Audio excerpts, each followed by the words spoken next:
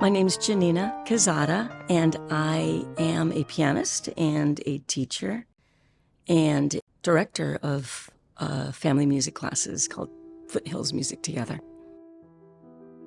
Well, I lost my home and I lost my piano, my Steinway, in the Altadena Eaton fire. The piano harp is still ashes. It's still on the ground in the middle of my, what used to be living room. I fled to my mother's home in Rosemead, and my childhood piano was still there, a little out of tune. So I was able to continue teaching on Zoom for the most part because I was far away from my students. But anyway, so I recently found a home to rent fairly close to where I used to live, so students are able to come to me. And it's just stability in teaching, but I would say definitely stability in my mind to just be able to practice and just be a musician again.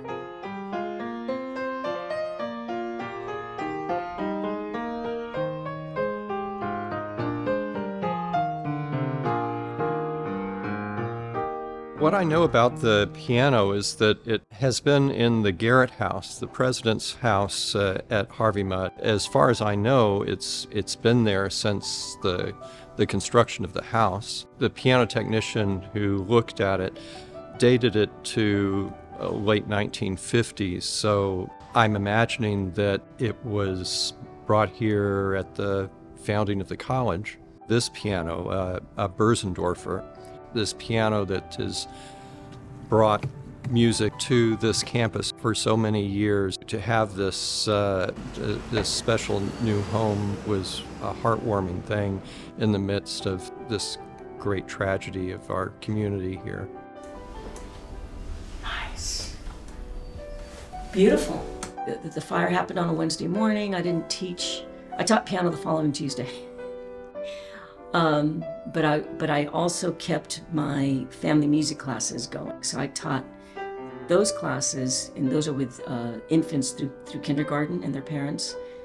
I taught that on Saturday, the Saturday after the fires. And again, it was stability for all children.